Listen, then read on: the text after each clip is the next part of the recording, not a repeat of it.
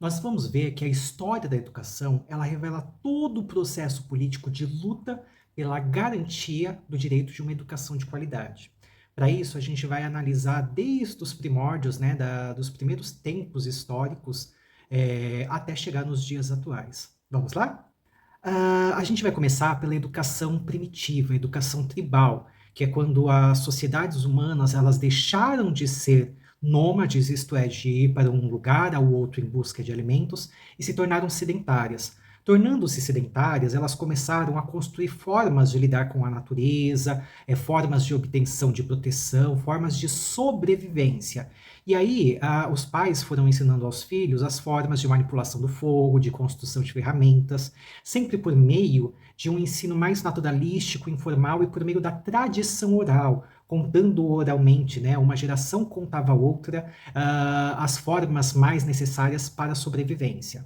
Um pouquinho mais para frente, a gente vai ter a invenção da escrita, né? E nós vamos ter com os povos sumérios a primeira educação letrada. Então, a partir do momento que surgiu a escrita, surgiu a necessidade de ensiná-la para as próximas gerações.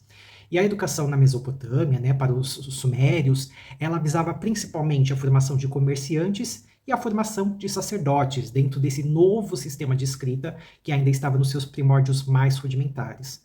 Séculos mais para frente, nós vamos ter a educação grega, que é a base, inclusive, do nosso sistema educacional. A educação grega, ela visava principalmente a formação do cidadão livre, o cidadão da polis, a formação tanto física quanto militar. Eles tinham uma preocupação muito grande com o desenvolvimento físico dos sujeitos. E a forma de educação que eles organizaram chama-se paideia. A paideia envolvia tanto ginástica, gramática, retórica, música, matemática, história e filosofia, que era a ciência, né, mais exponencial, que os gregos foram os grandes precursores, né, nas suas proposições filosóficas.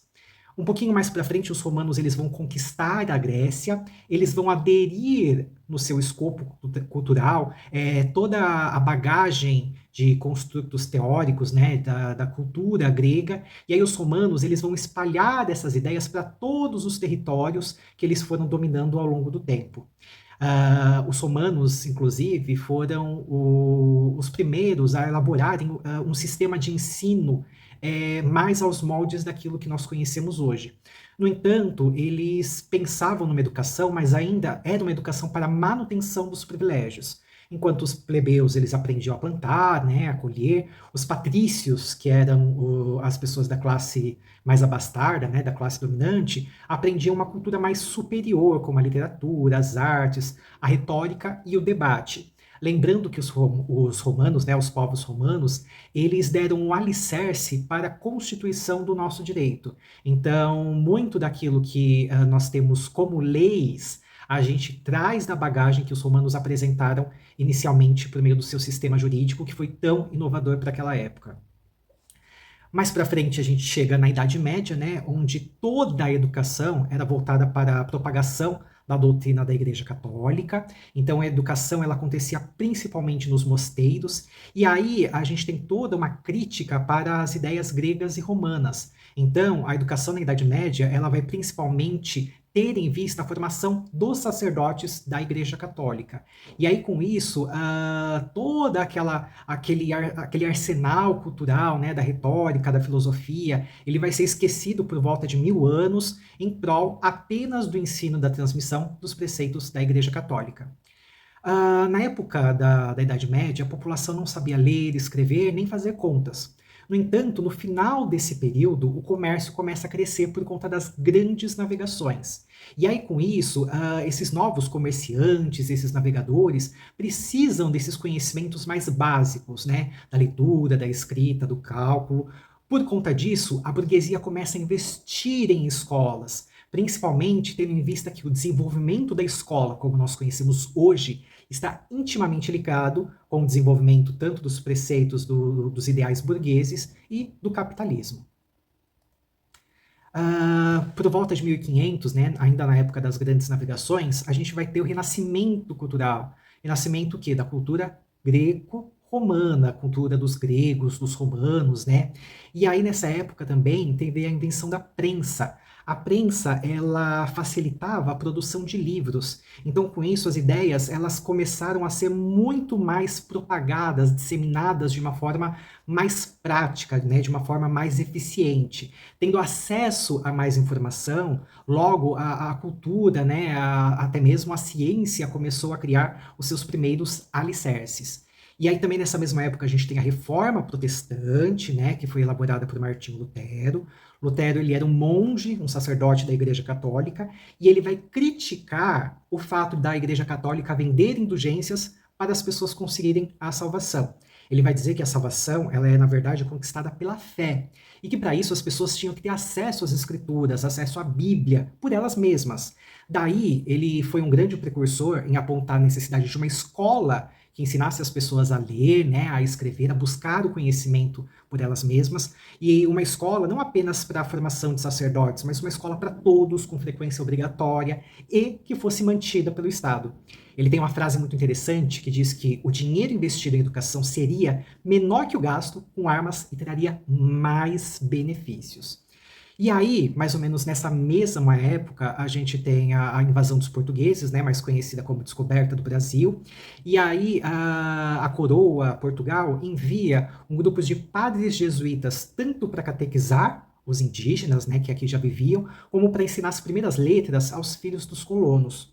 2 séculos para frente, a gente vai ter a Reforma Pombalina, que teve um conflito de interesses, né, entre os padres jesuítas e aquilo que a coroa que Portugal pretendia no âmbito de exploração das nossas riquezas. E aí, em 1759, a gente tem as reformas, o início das reformas pombalinas, que é quando o Marquês de Pombal vai expulsar os jesuítas do nosso território e vai implantar uma educação pautada em aulas régias, com professores que muitas vezes não tinham formação, ou mesmo ainda aproveitando essa mão de obra dos jesuítas, mas perdendo paulatinamente esse caráter mais religioso.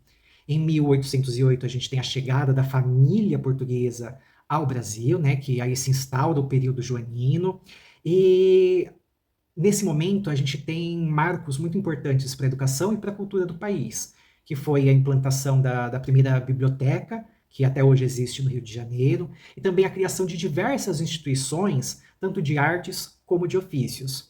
Ainda nesse processo, né, nessa esteira histórica, a gente vai ter mais para frente a proclamação da República, a gente vai ter ainda o ato adicional de 1834, que vai falar um pouquinho sobre como que deveria acontecer a educação.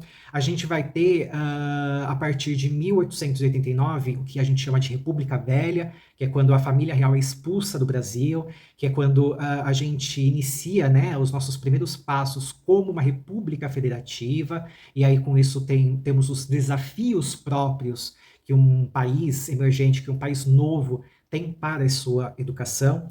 E aí por volta de 1930, exatamente 1932, a gente tem o Manifesto dos Pioneiros da Educação, protagonizado por Anísio Teixeira e outros pensadores da época, que eles vão justamente propor uma escola pública, uma escola laica, uma escola gratuita e para todos, tanto para homens quanto para mulheres também.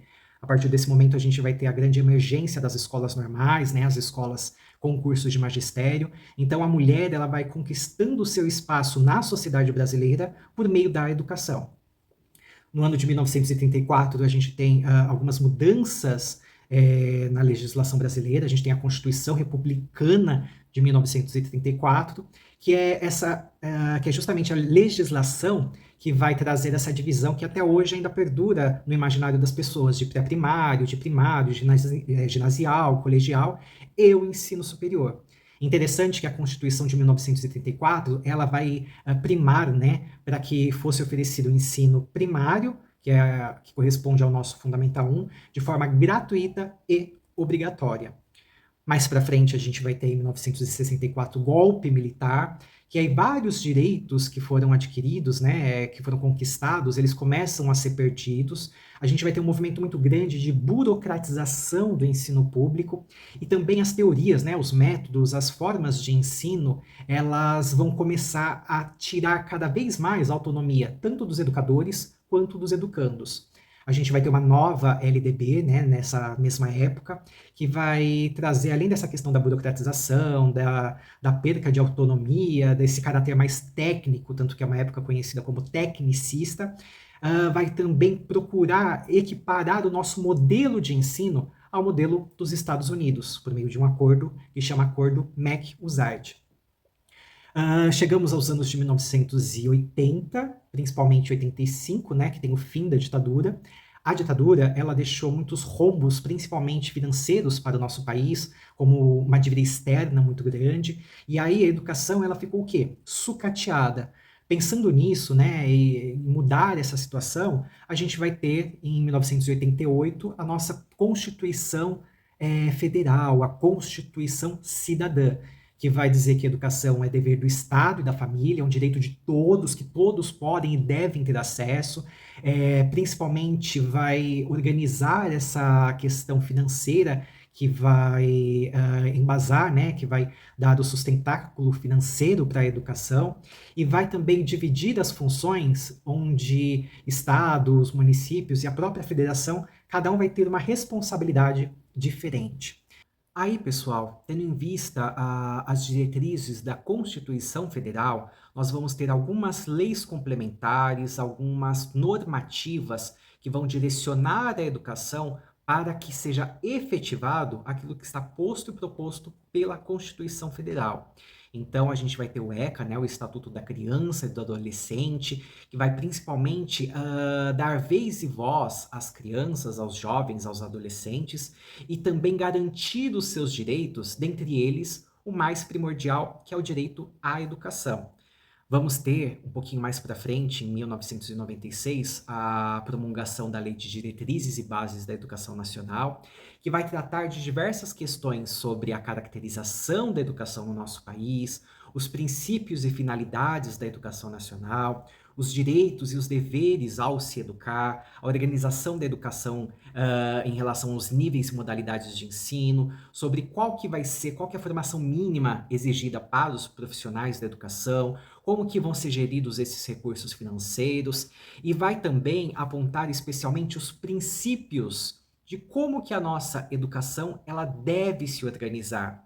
Isso mais para frente vai dar base para nossa base, né? Para a base comum curricular nacional, que não é um documento normativo com força de lei. No entanto, ele condensa as competências, as habilidades, tudo aquilo que se espera que o indivíduo aprenda para que ele tenha de forma mais efetiva a sua ação na sociedade, agindo como um cidadão. Vamos ter ainda o Plano Nacional de Educação, né, que ele vai tratar de diretrizes e metas para a educação no âmbito brasileiro, tendo sempre em vista o aumento do nível de escolaridade da população, a melhoria da qualidade de ensino, redução das desigualdades e a democratização do espaço escolar. Então, pessoal, é isso. Não esqueçam de responder o fórum, de fazer as questões. Qualquer dúvida, vocês podem contatar conosco. Um grande abraço e tchau, tchau!